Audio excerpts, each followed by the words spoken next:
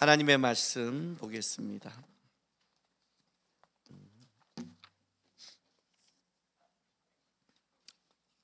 마태복음 6장 11절에서 12절 두 절의 말씀 보겠습니다.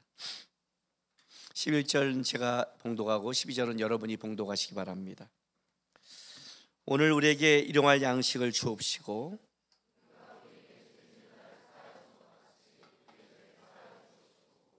아멘. 산상수훈 가운데 예수님께서 우리에게 가르쳐 주신 그 기도의 내용을 보고 있습니다. 이방 종교에서 말하는 기도와 기독교에서 말하는 기도는 본질적으로 다릅니다. 이방 종교에서 말하는 기도는 이 땅을 살아가면서 자기의 필요한 것, 또 자기가 힘든 것들을 간구하고 열심을 다해 나가서 그 자기가 간구한 것들을 필요한 것들을 이렇게 얻는 싸움을 하는 겁니다. 근데 기독교는 일단은 내가 얻는 건가 아닌 걸 떠나서 뭐가 다르냐면 일단 대상 앞에 서는 싸움입니다. 그래서 기도는 뭘로 시작하냐면 하나님 아버지로 시작합니다. 하나님 아버지께서 우리와 관계 맺고 우리와 알아가고 우리와 함께하는 것, 하나님과 교통하는 우리에게 주신 가장 큰 특권이 기도라는 겁니다.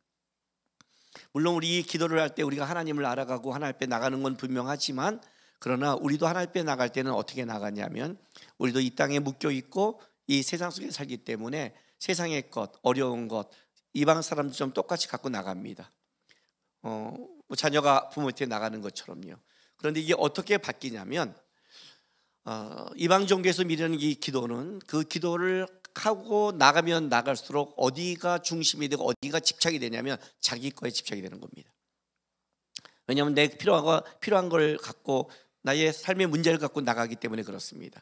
그래서 내가 나갈 때 이 문제에 대해서 더 기도하고 나갈수록 그 문제를 더 붙잡고 더 달라고 하는 내 문제에 더 중심이 맞춰진다면, 이 기독교의 기도는 뭐가 다르냐면 내가 처음에는 내 문제를 갖고 나갑니다. 내 삶의 문제를 갖고 아버지 앞에 나가는데 이 기도를 하게 되면 중심의 축이 바뀌고 시야가 바뀝니다.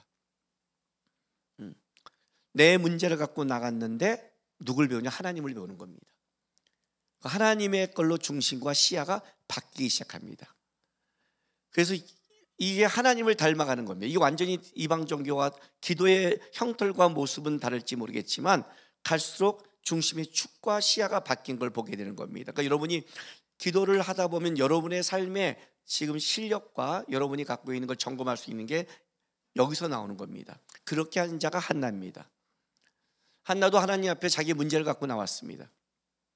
분인나의 그 적수인 분인나의 공격과 자기 삶의 어려운 문제. 하나님, 아이가 없습니다. 당시에 아이가 없다는 것은 가장 수치스러운 삶을 살아가고 있는 겁니다. 소망이 없는 삶. 매년 이 사람 엘가나는 매년 하나님 앞에 나온 사람입니다. 그럼 한나는 매년 따라 나왔다는 겁니다.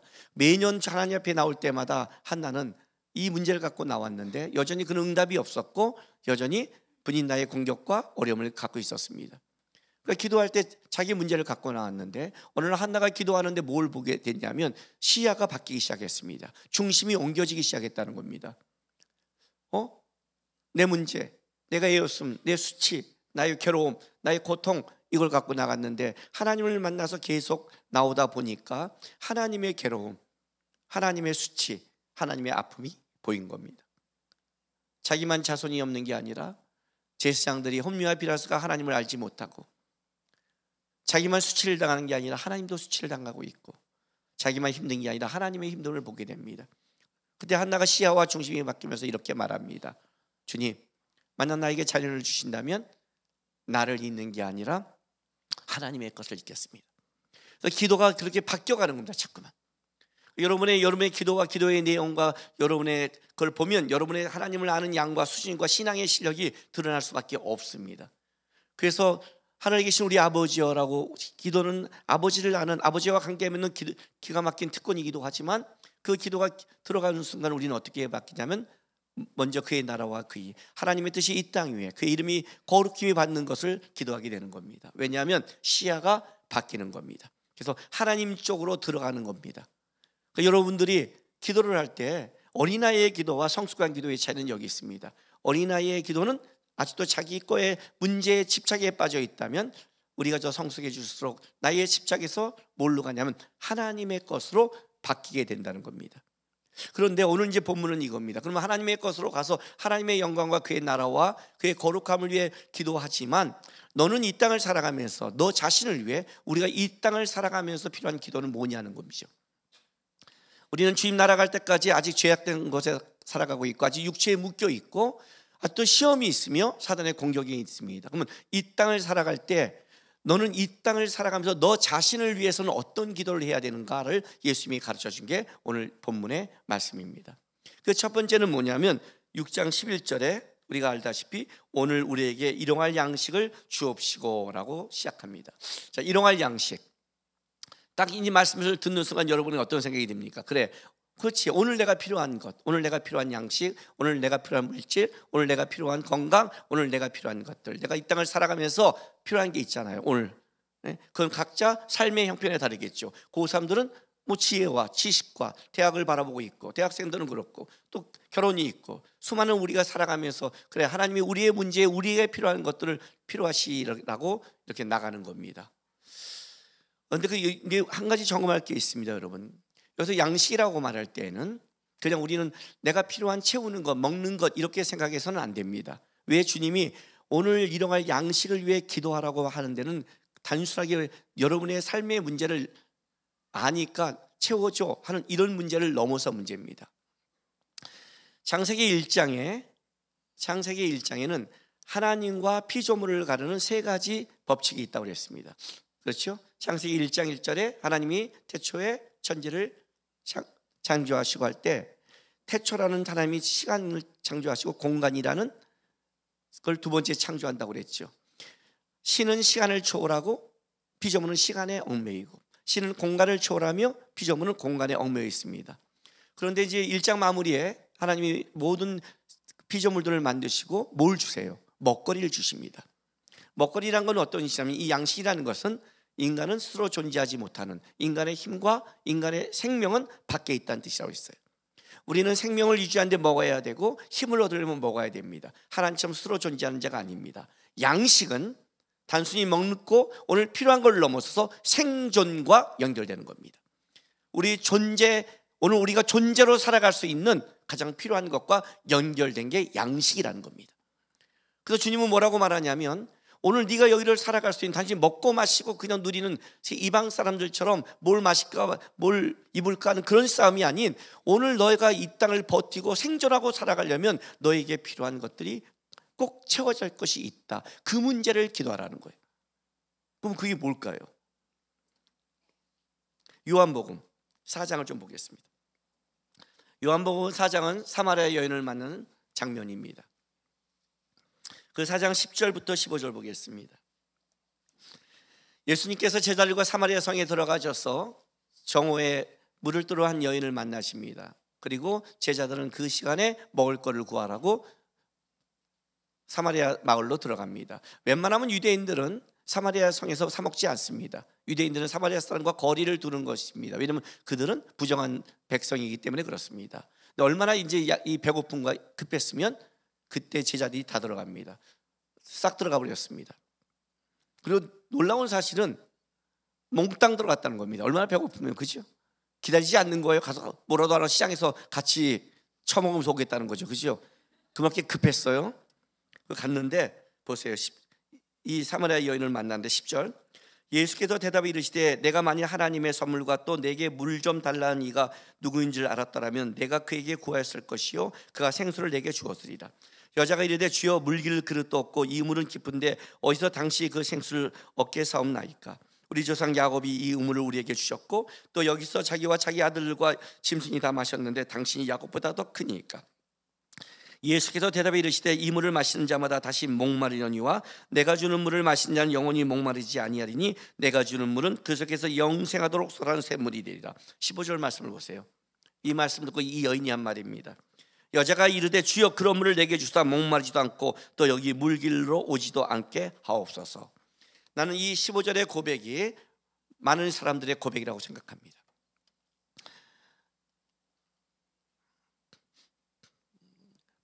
미국에서 누가 복권 당첨됐다고 그럽니다. 어마어마한 게 복권이 당첨됐대요.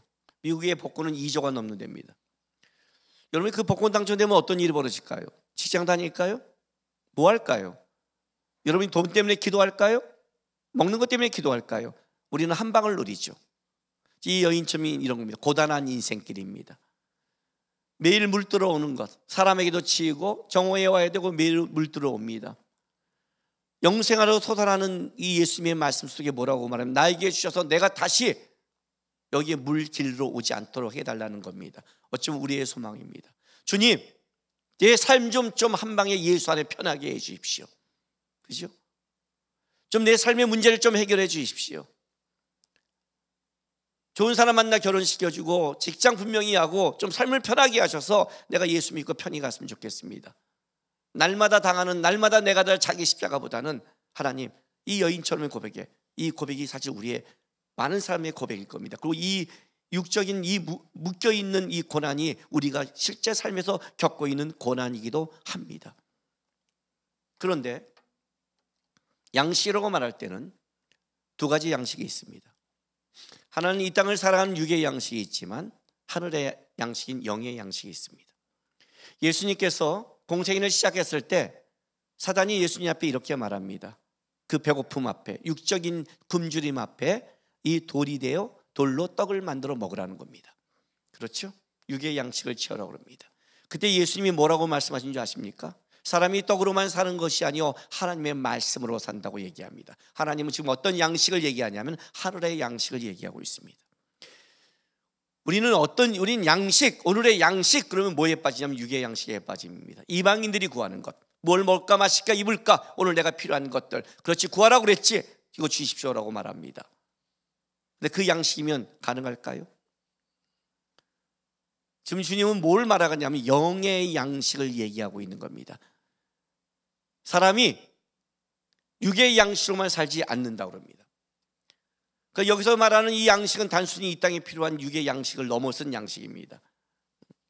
요한복음 4장 31절부터 34절 보겠습니다. 예수님과 이 사마리아 여인이 얘기한 동안에 제자들이 사마리아 성에 가서 음식을 사옵니다. 그리고 와서 이제 31절에 보세요. 그 사이에 제자들에게 청하여 이르되 랍비여 잡소서, 이르시되 내게는 너희가 알지 못하는 먹을 양식이 있느니라. 제자들이 서로 말하되 누가 잡수실 것을 갖다 드렸는가 하니 예수께서 이르시되 나의 양식은 나를 보내신 이의 뜻을 행하며 그 일을 온전히 이루는 것이니라 라고 말합니다. 제자들이 왔습니다. 예수님이 같이 굶주린 적 양식을 줬는데 예수님이 이렇게 말합니다. 나는 너희가 모르는 양식이 있다. 이 말에 제자들이 이해하지 못합니다. 누가 먹을 걸 갖다 줬어? 왜냐하면 그들은 육의 양식, 배고픔의 양식만 얘기하고 있습니다. 예수님이 이렇게 말합니다. 나는 너희가 알지 못하는 양식이 있다. 그 양식은 뭐라고 그래요? 34절에 나를 보내신 이의 뜻을 행하며 그의 일을 온전히 이루는 이것이다. 여러분, 이 양식을 먹어본 적 있으십니까? 하나님의 일을 하면서 하나님의 뜻을 이루는 그 기쁨의 양식이 충만한 적이 있습니까? 육의 양식을 이루면 어떤 일이 벌어지는 줄 아십니까? 육의 양식은 당장은 그를 배부르게 합니다. 그 당장은 그에게 만족을 줍니다. 그리고 당장은 가치를 줍니다. 그 당장 주는 것 때문에 우리가 속습니다. 왜냐하면 예수님도 첫 번째 시험이 뭐였냐면 급한 거였습니다. 그가 굶주렸을 때 마귀가 첫 번째 시험한 게 뭐냐면 그 굶주림에 급한 것부터 시험합니다. 왜? 그 급한 것을 우리가 육의 양식은 일단 급합니다. 이 땅을 살아가는데 마귀도 알고 있습니다. 그게 먼저 시험에 들어가는 겁니다. 돌이 떡이 되게 해서 빨리 양식을 너가 채워라는 겁니다. 그런데 돌이 떡이 되면 그 떡이 다시 돌이 될 수 있습니다. 육의 양식을 한번 채워보십시오.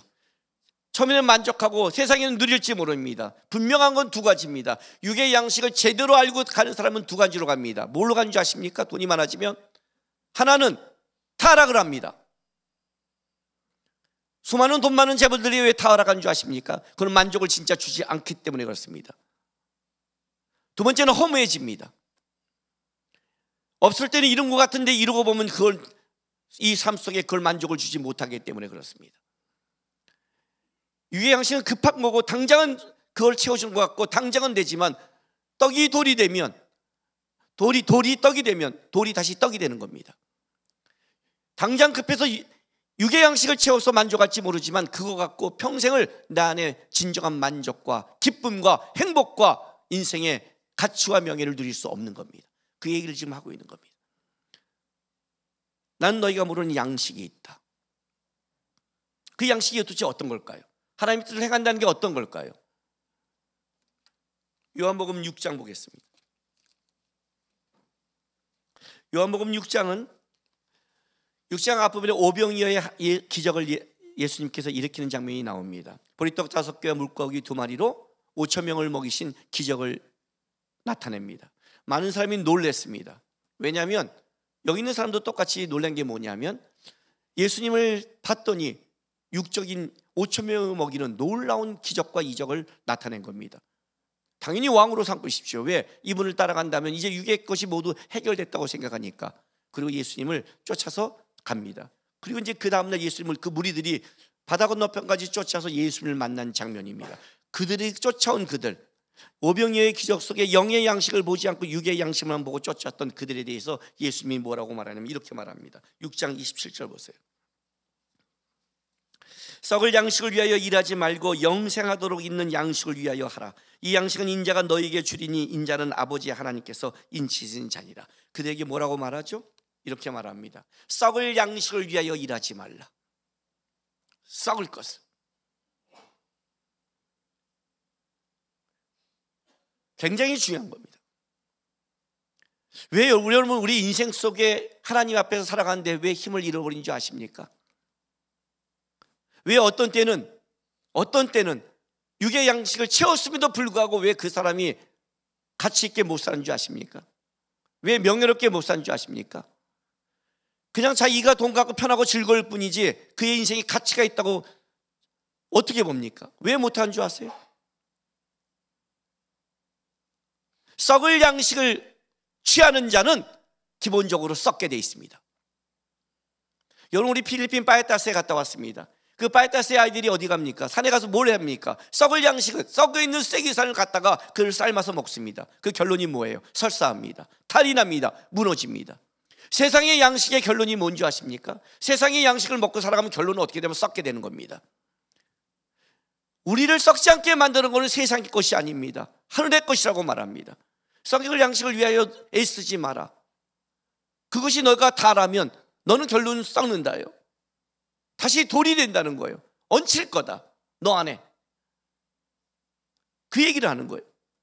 썩을 양식에 일하지 말라. 그러면 어떤 양식을 위해 우리가 이 땅에 취할까? 주님이 말하는 그 양식은 도대체 뭐냐는가? 6장 31절부터 35절 보세요.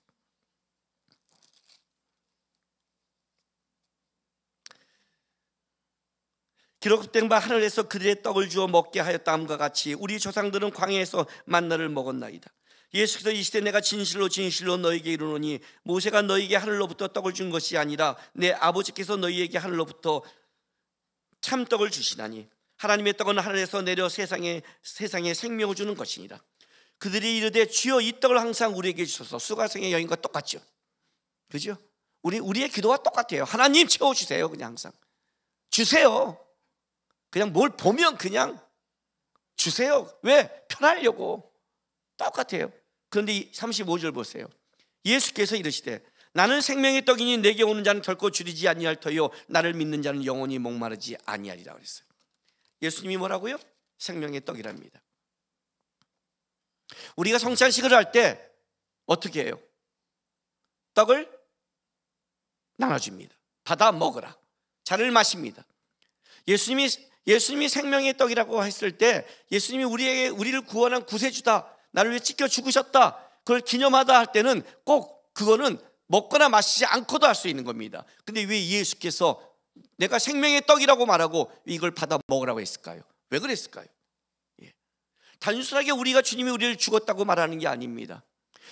주님과 연합하고 주님의 은혜가 없는 그 생명의 떡이 오늘 하루 나에게 없으면 우리는 썩을 양식으로밖에 살아갈 수 없고 죽을 수밖에 없다는 겁니다. 주님이 이걸 기도하는 거예요. 너가 이 땅을 살아가면서 네 세상을 살아가는데 이 땅에 너는 혼자 존재할 수 없는 자들이다. 이 땅을 가기 위해서 육적인 양식도 필요하지만 육적인 양식만 쫓는다면 너는 이방 사람과 똑같은 거다. 뭘 마실까 입을까 먹을까로 살다가 죽을 것이다 이거야. 그러나 너희가 그렇게 죽지 않으려면 어떻게 되냐면 너에게는 생명의 떡을 먹어야 된다는 거예요. 내가 만약 예수의 생명의 떡이었으면 어떤 일이 벌어진 줄 아십니까? 여러분 안에 썩게 됩니다. 썩으면 어떤 일이 벌어진 줄 알아요? 썩은 것을 발산하기 시작합니다. 여러분 인생 속에 탈이 난단 말이에요.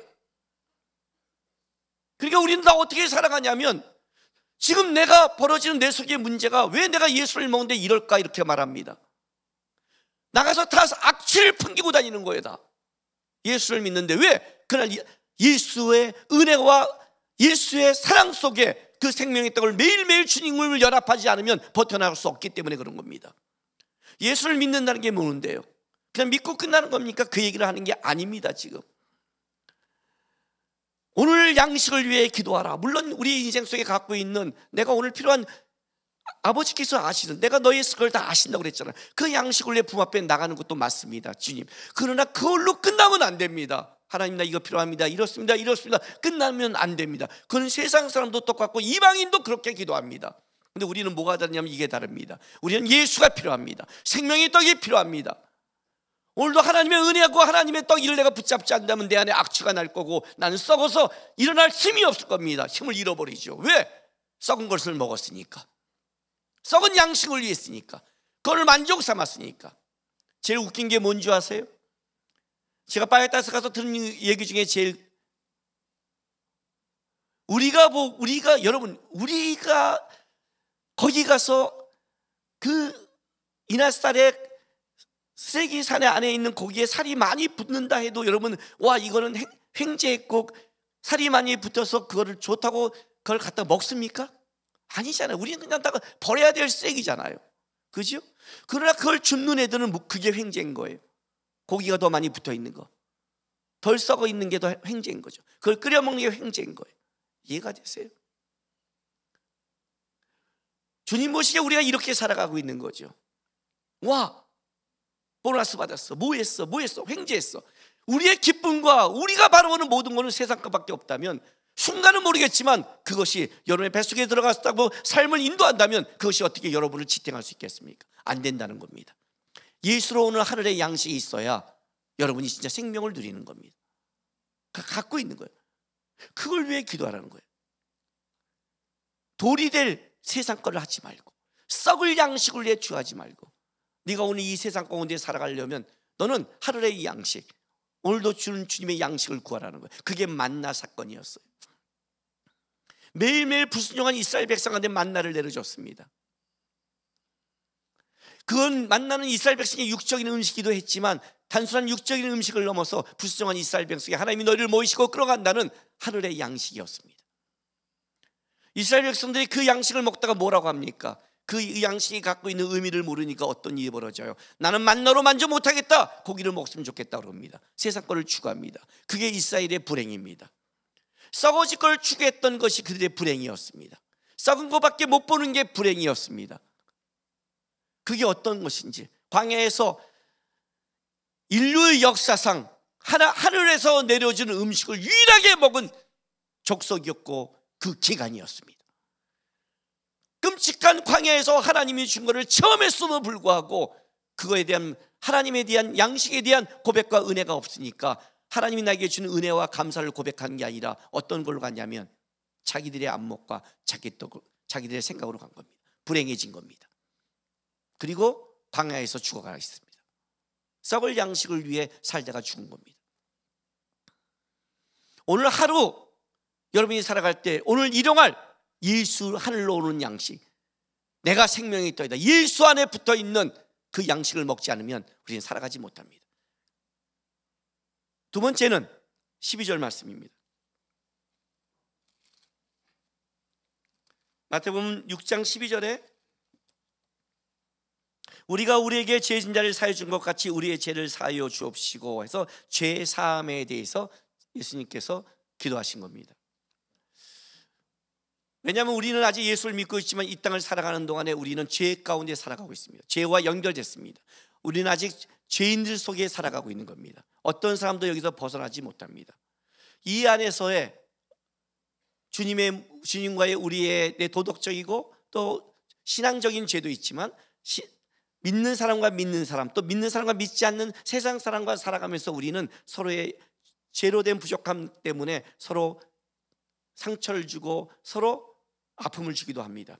이 문제 속에 너희가 어떻게 기도해야 할 것인가를 지금 얘기하고 있는 겁니다. 근데 오늘 이 기도 제목을 자세히 보면 어떤 느낌을 주냐면 이런 느낌을 줍니다. 그 조건부 같습니다. 이렇게요. 우리가 우리에게 죄를 사한 준 것 같이 남국이가 시온이의 죄를 사하여 준 것 같이 남국이의 죄를 사하여 주옵시고, 이렇게. 네? 내가 누구의 죄를, 하나님 오늘 내가 시온이 나한테 실수한 거 있잖아요. 오늘 내가 용서할게요. 그러니 하나님 내가 오늘 정환이한테 실수한 거요, 저 용서하세요. 그 조건부 같이 나도 했으니 하나님도 하세요. 이렇게 이제 이게 보이는 겁니다. 그러나 이건 그런 게 아닙니다. 주기도문은 일단 팔복에서 시작합니다. 무슨 말이냐면 하나님이 나를 본 자요 은혜를 받은 자의 모습에서 시작합니다. 그러니까 예수를 믿는 자의 기도입니다. 예수를 믿는 자의 기도는 이렇게 하게 되어 있다는 겁니다. 어떻게 해요? 여러분 이런 경험 있지 않습니까? 기도하다 보면 오늘 밤에 가서 기도하는데 내가 누구한테 잘못했습니다. 내가 정환이한테 실수한 것 같아요. 상처 준 것 같아요. 내가 함부로 한 것 같아요. 그런 거 있죠. 내가 실수한 거. 그래서 하나님께 기도하는 거예요. 하나님 죄송해요. 오늘 내가 너무 마음에 걸리네요. 정환이한테 한 게, 그렇게 말한 게 마음에 걸리네요. 이렇게 기도하고 있는데 하나님이 꼭 그럴 때 이렇게 묻죠.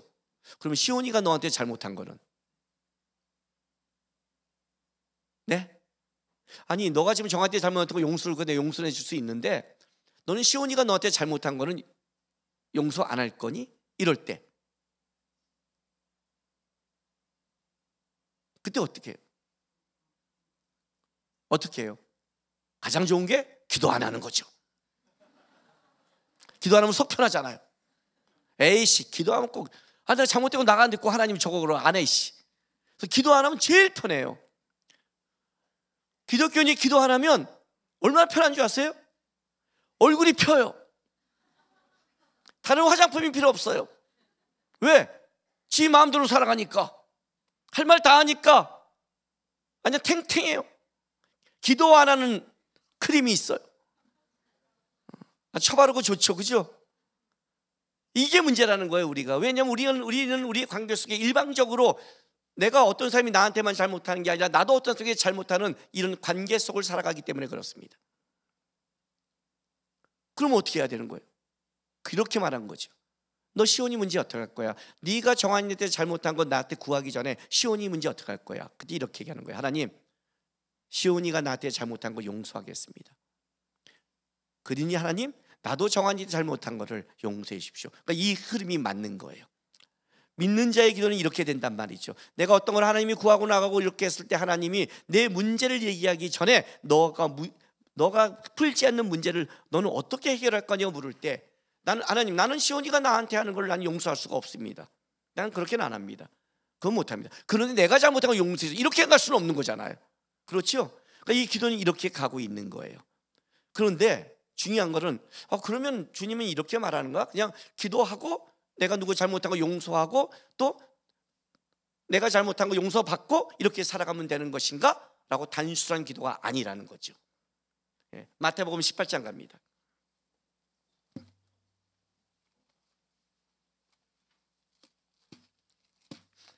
마태복음 18장은요 그 앞에 이렇게 18장 27절인데 이제 27절부터 35절을 제가 볼 건데 이건 21절에 이제 이렇게 시작하는 거예요. 베드로가 예수님께 묻습니다. 내가 형제를 용서할 때 얼마큼 용서해야 됩니까? 7번만 하면 됩니까? 라고 말하는 거죠. 왜냐하면 유대인들은 3번만 하면 되는데 7번이란 거는 진짜 배 이상 하는 거니까 이 정도면 내가 주님 따라가면서 충분하지 않습니까? 라고 고백할 때 주님께서 아니 7번씩 70번 하라 라는 이제 그 얘기입니다. 그거는 숫자를 세면 안 되죠. 그 숫자 세면 진짜 나쁜 놈이죠. 그냥 그는 계속 용서하라 이런 뜻을 갖고 있죠. 그죠? 이 용서에 대한 이 부분을 얘기하면서 한 비유가 탕감받은 얘기, 이제 이 달란트 1만 달란트와 100대라는 비유가 여기서 나오는 겁니다. 오늘 우리가 읽은 이전에는 왕 임금에게 가서, 주인에게 가서 1만 달란트를 탕감받고 나오다가 이제 누굴 만나냐면 자기에게 100데나리온 빚진 자를 만나는 장면이 나오는 겁니다. 자, 27절부터 읽어줄게요. 그 종이 주인이 불쌍히 여겨 놓아 보내며 그 빚을 1만 달란트 탕감해 주었더니 그 종이 나가서 자기에게 100데나리온 빚진 동료 한 사람을 만나 붙들어 목을 잡고 이르되 빚을 갚으라 하매 그 동료가 엎드려 간구하고 이르되 나에게 참아 주소서 갚으리라 하되 허락하지 아니하고 이에 가서 그가 빚을 갚도록 옥에 가두거늘 그 동료들이 그것을 보고 못이 딱하여 여겨 주인에게 가서 그 일을 다 알리니 이에 주인이 그를 불러다가 말하되 악한 종아 내가 빌기에 내가 내 빚을 전부 탕감하여 주었거늘 내가 너를 불쌍히 여긴 것 같이 너도 내 동료를 불쌍히 여김이 마땅하지 아니하냐 하고 주인이 노하여 그 빚을 다 갚도록 그를 옥졸에게 넘기니라. 너희가 각각 마음으로부터 형제를 용서하지 않냐면 나의 하늘 아버지께서 너희에게 이와 같이 하시리라고 말씀한 겁니다. 이 본문의 가장 지금 우리에게 어려운 점은 어디서 어려우냐면 여기서 어려워지는 겁니다. 자, 33절부터 보세요. 내가 너를 불쌍히 여긴 같이 너도 내 동료를 불쌍히 여김이 마땅하지 아니하냐 하고 주인이 노하여 그 빚을 다 갚도록 그를 옥졸들에게 넘기니라. 너희가 각각 마음으로부터 형제를 용서하지 아니하면 나의 하늘 아버지께서도 너희에게 이와 같이 하시라. 이 본문이 어려운 겁니다. 왜냐하면 우리는 하나님에 대해서 용서를 이렇게 배웠습니다. 하나님은 한번 용서한 것을 다시 하지 않는다. 그렇죠? 한번 죄를 탕감받는 것을 그걸로 끝나지 다시 그 죄를 엎지 않는다고 배웠죠. 그렇죠? 그리고 한 번 주 앞에 구원받은 자는 영원히 구원받는 거 아닙니까? 그런데 지금 1만 달란트 탕감받은 자가 탕감받고 나왔는데 내가 100데나리온을 탕감하지 않았다고 해서 하나님이 다시 주인이 불러서 뭐라고 말하냐면 혼내고 가르친 게 아니라 네가 어떻게 그럴 수 있어? 다시 갚아 이 새끼야. 이렇게 된 거죠. 감옥에 보내. 이렇게 돼버린 거예요. 그러니까 탕감받은 게 다시 탕감이 아니라 나한테 씌워졌다는 게 이 본문의 가장 어려운 점이에요. 그리고 뭐라고 나가냐면 하늘 아버지도 똑같다는 거예요. 하늘 아버지도 네가 나한테 용서받고 그렇게 했음에도 불구하고 네가 용서하지 않는다면 하늘 아버지도 이 부분을 아버지도 굉장히 중요시 여긴다라고 얘기하는 게 이 본문의 어려운 점이에요. 도대체 이 문제는 그럼 어떻게 된 거예요? 탕감이에요. 어떤 목사님들 말처럼 내가 한번 받은 은혜가 구원이 다시 취소됩니까? 그럴 수는 없는 거예요. 자녀됨이. 그렇게 되면 뭐 오늘 지금 예배될 때는 천국 갔다가 나가서 누구한테 욕하면 지옥 갔다가 다시 회개하면 천국 갔다가 다시 지옥 갔다가 에이씨 안 믿어요. 그죠?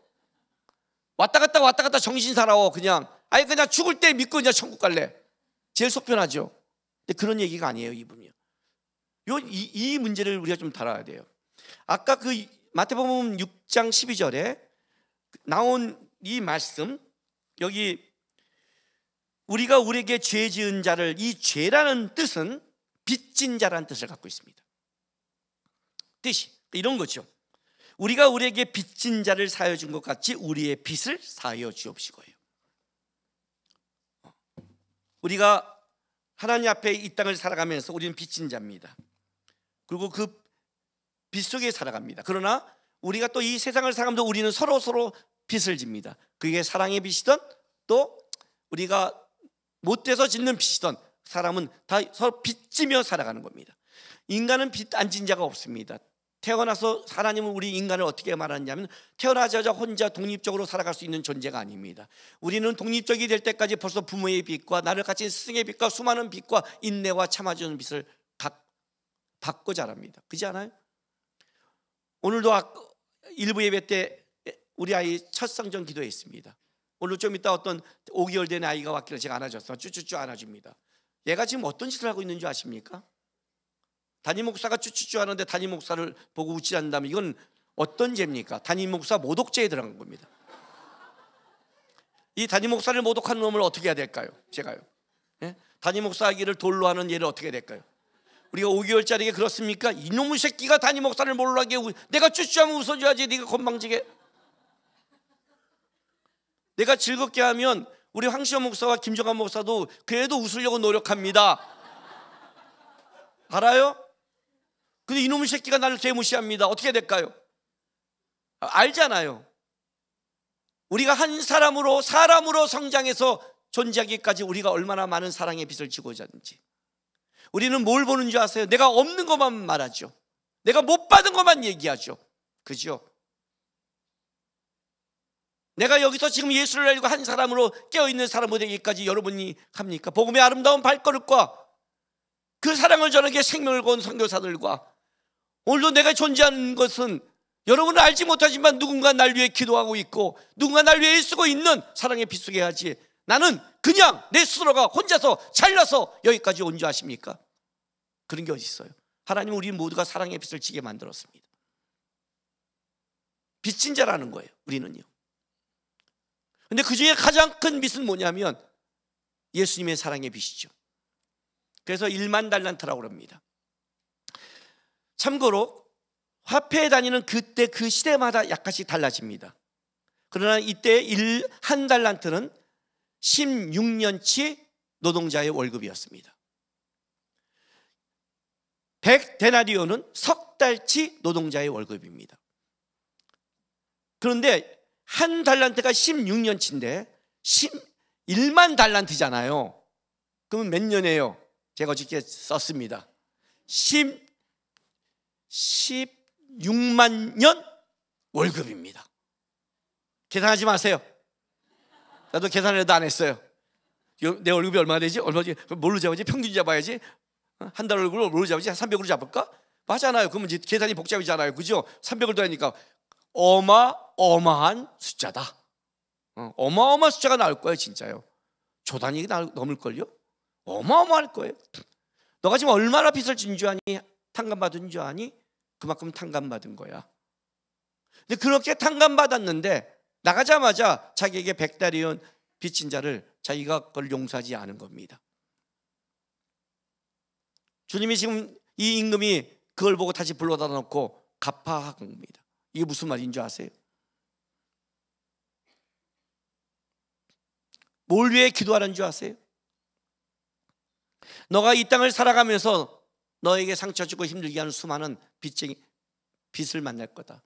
너에게 빚진 자를 만날 거다. 그때 기억하라는 거예요. 뭘 기억해요? 내가 1만 달란트 탕감받은 걸 기억해요? 예, 기억했어요. 그럼 끝이에요? 이거예요. 나는 예수님께 용서받았고, 난 1만 달란트 탕감받았고, 나는 하나님께 제 용서받은 하나님의 자녀다를 넘어서서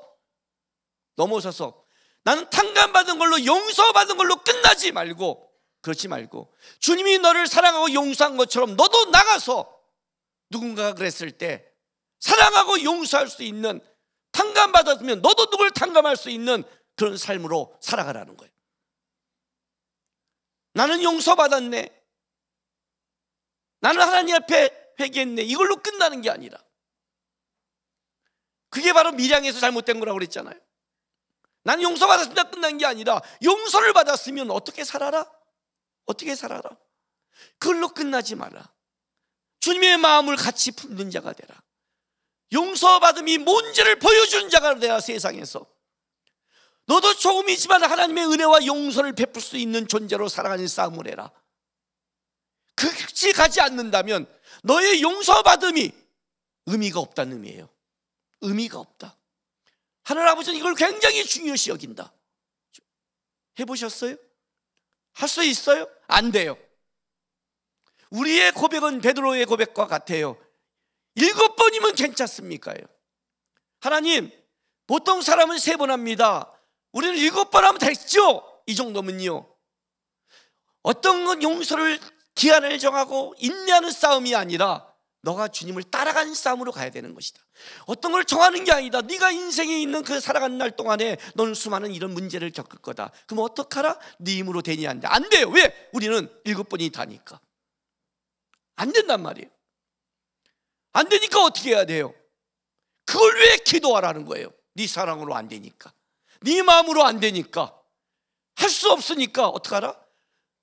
너 자신을 위해 기도하라. 용서가 맡긴 사람, 은혜가 맡긴 사람으로 살아가지 말고, 하나님의 은혜를 받았는데 은혜가 안 받은 사람처럼 살아가지 말고, 은혜를 줬는데 맡긴 사회처럼 살지 말고, 너도 그 은혜가 흘러가는 사람으로 살기 위해서는 네 마음과 네 걸로 안 된다. 어떡하냐? 하나님, 우리가 우리의 죄를 사한 것처럼 우리의 죄를 사해달라고 기도해라. 기도해라. 하나님, 제가 기도합니다. 내가 누구에게 빚을 졌다면 하나님 용서해 주십시오.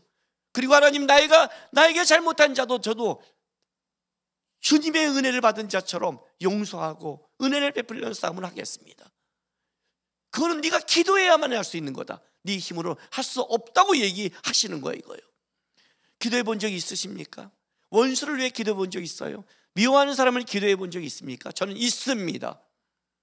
있으면 어떤 일이 벌어진 줄 알아요? 기도가 얼마나 놀라운 건 줄 알아요? 내가 원수를 위해 기도한다고 할 때 그 원수를 사랑하지는 못합니다. 나는 예수님이 아닙니다. 내 마음은 바꿀 수 없습니다.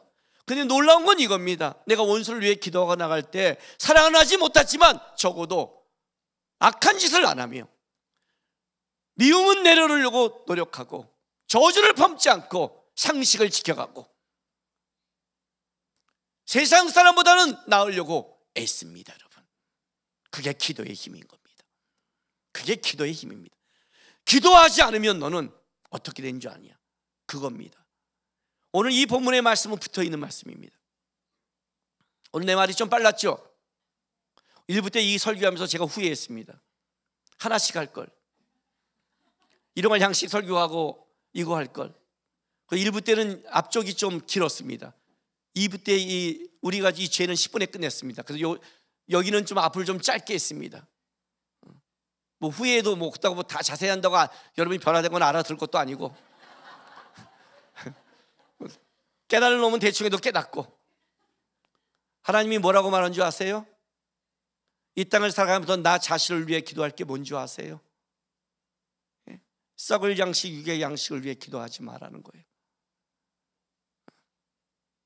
그것만 붙잡고 나가면 니네 결코 썩고 죽는다예요. 썩을 양식과 죽을 거다. 예수의 생명을 붙는 하나님, 오늘도 내가 예수의 은혜, 오늘도 예수의 생명을 붙잡고 살아가는 도와주십시오. 나는 놔두면 내 눈과 내 안목은 세상에 갑니다. 나는 세상에 더 빠른 사람입니다.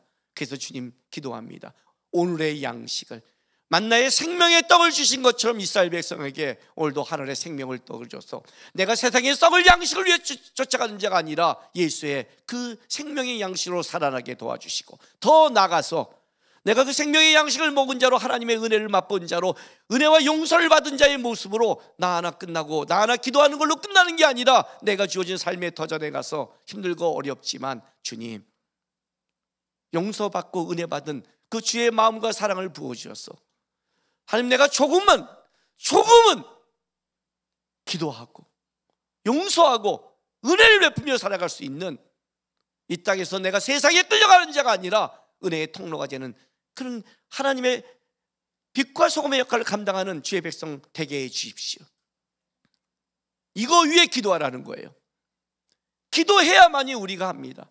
여러분, 기도를 안 하면 어떻게 되는 줄 아세요? 다 세상이 문제랍니다. 저 사람이 문제랍니다. 다른 사람 때문에 문제랍니다. 예, 다 문제는 맞습니다. 그들이 문제는 맞습니다. 그런데 여러분도 문제입니다. 이 땅을 살아가면서 죄인이 문제 아닌 삶이 어디 있습니까? 문제만 바라보면 어떻게 됩니까? 여러분, 결국 죽습니다. 다 모두가 이 안에 썩은 건 내고 죽어버리는 겁니다. 살리는 길은 하나밖에 없습니다. 문제를 보는 게 아니라 생명의 양식된 예수 바라보면서 누군가는 은혜와 용서를 베풀어야 거기에 하나님의 은혜가 흘러가고 회복이 있는 겁니다. 그래서 기도하라는 겁니다. 주님, 나는 못합니다. 나는 할 수 없습니다. 오늘 기도합니다. 오늘 예수의 생명의 떡의 양식과 오늘도 은혜와 용서를 베풀고 살아갈 수 있는 하나님의 통로가 될 수 있도록 하나님 오늘 은혜를 베푸셔서 내 삶이 세상의 썩은 양식과 세상의 것을 추구하는 자가 아니라 내 삶의 오늘 한 걸음이 주님을 닮아갈 수 있는 삶을 살아내도록 도와주십시오. 그 기도를 통해서 우리가 예수를 믿는 삶을 살아내는 것이고, 그 은혜 속에 살아가면 여러분이 이걸 고백하는 겁니다. 하늘의 양식의 풍족함과, 내가 손해봤다고 생각했는데 돌아가서 기도할 때 이런 고백이 나옵니다. 잘했다. 내가 예수 믿는 사람이 맞구나. 내가 은혜를 받긴 받았구나. 그리고 주님이 그렇게 말합니다. 억울하니? 너만 그래서 억울하니? 근데 고맙다.